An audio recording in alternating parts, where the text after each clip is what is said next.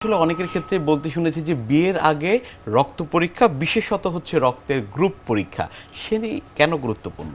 এই জিনিসটা খুব বেশি গুরুত্বপূর্ণ আমাদের বাচ্চা কাচ্চার জন্য, যে পরবর্তী প্রজন্ম, যে দেখেন হাজব্যান্ড বা ওয়াইফের কারো যদি ধরেন একজনের এ পজিটিভ রক্ত, একজনের এ নেগেটিভ, কিংবা মহিলার যদি এ নেগেটিভ হয়, পুরুষের এ পজিটিভ।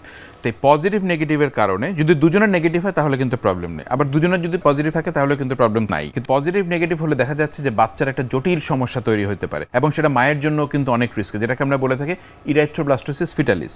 তো সেই ক্ষেত্রে আমরা যদি আমাদের রক্তের গ্রুপটা জেনে থাকি, ধরেন একজনের পজিটিভ এবং নেগেটিভ, সেই ক্ষেত্রে আমরা বাচ্চা নেওয়ার সময় কিংবা বাচ্চা যখন ডেলিভারি হবে সেই সময় আমরা পর্যাপ্ত রক্ত ব্লাড ব্যাংকের জন্য রিজার্ভ রাখলাম, বা ওই রক্তের রিকুইজিশন দিয়ে আমরা রেডি প্রিপেয়ার থাকলাম যদি এরকম কোনো সিচুয়েশন তৈরি হয়, তাহলে যাতে আমরা ওই ক্ষেত্রে ওটাকে ট্যাকল করতে পারি। কারণ দেখা যাচ্ছে আমাদের মানব জাতির মধ্যে কিন্তু পজিটিভের তুলনায় নেগেটিভ যে রক্তগুলোকে আমরা বলি এ negative, O negative, A B negative, এটার পরিমাণ অনেক কম, রেশিওটা অনেক কম। দেখা যাচ্ছে প্রতি 100 জনে 98 জনেরই পজিটিভ রক্ত থাকে, এ পজিটিভ বা বি পজিটিভ, আর 2 জনের হয়তো শতকরা দেখা যাচ্ছে এ নেগেটিভ বা এ বি নেগেটিভ বা ও নেগেটিভ এগুলো থাকে। তো এটা যদি আমরা আগে থেকে জানি, কিন্তু ওই সময় জানলে কিন্তু জিনিসটাকে আসলে খুব বেশি কিছু করা যায় না। অনেক ধন্যবাদ আপনাকে আমাদের আজকের এই অনুষ্ঠানে আসবার জন্য।